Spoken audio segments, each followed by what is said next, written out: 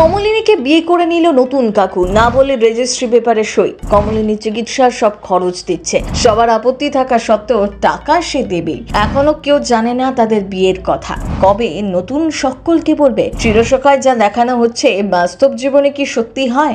আপনার কি মনে হয়? কমেন্ট করে লিখে জানান আমাদের। বাড়ির লোকজন যায় কমলিনীর অপারেশনের টাকা জমা দিতে, কিন্তু সেখানে আগে থেকেই নতুন 1 লাখ টাকা জমা দিয়ে এসেছে। সেটা জানার পর তো সকলেই বেশ চটে যায়। নতুনের দেওয়া টাকা দিয়ে তারা নিজেদের মেয়ের চিকিৎসা কিছুতেই করাবে না, তাই কমলিনী কাকা ঠিক করে নতুনকে টাকা ফিরিয়ে দেবে। এমন অপমান করার অধিকার নতুনের নাকি নেই। একের পর এক কাগজে সই করে যাচ্ছে কমলিনী। অবশেষে উকিল নতুনের হাতে একটা সার্টিফিকেট ধরিয়ে চলে যায়। এরপর ওই উকিল নিজেই মিষ্টি খাবার কথা বলে। নতুন জানায় সে পরে নিশ্চয়ই মিষ্টি খাওয়াবে। কেউ বুঝতে পারে না কি হচ্ছে। এরপর কমলিনী কাকা এসে নতুনের ওপর চিৎকার চেঁচামেচি করতে থাকে। নতুন তখন জানায় কমলিনীর ওপর তার অধিকার সব থেকে বেশি, তাই জন্যই নতুন সেই টাকাটা দিয়েছে। এদিকে কেউই সেই টাকাটা নিতে চায় না নতুনের থেকে। তখন নতুন উকিলে দেওয়ার সার্টিফিকেটটা কমলিনী কাকার হাতে ধরিয়ে দেয়, আর সেটা দেখে তো তিনি একেবারে অবাক হয়ে যান। সকলেই তো কমলিনী কাকাকে জিজ্ঞাসা করতে থাকে সার্টিফিকেটে তিনি এমন কি দেখলেন, কিন্তু তিনি এখন কিছুতেই জানাতে চান না আসল সত্যিটা। এরপর তিনি মিটিলকে নির্দেশ দেন কমলিনীর টেস্ট শুরু করার কথা বলতে।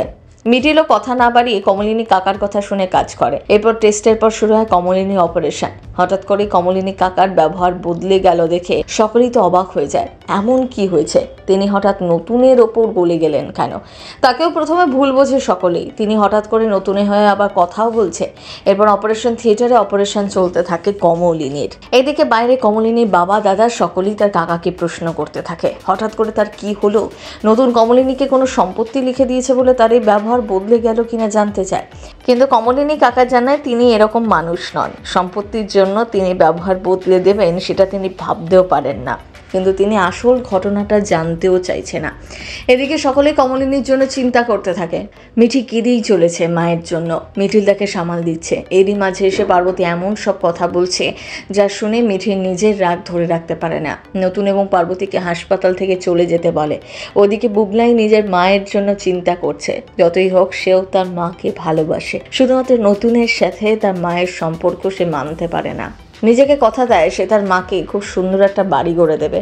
এরপর অপারেশন থিয়েটার থেকে ডাক্তার বেরিয়ে আসে, সকলকে জানায় যেহেতু কমলিনী অ্যানিমিয়া আছে তাই তাকে কিছুটা সময় দিতে হবে সুস্থ হবার। 24 ঘন্টা না গেলে কিছুই বলা যাবে না। এবার দেখায় আগামী পর্বে কি হয়।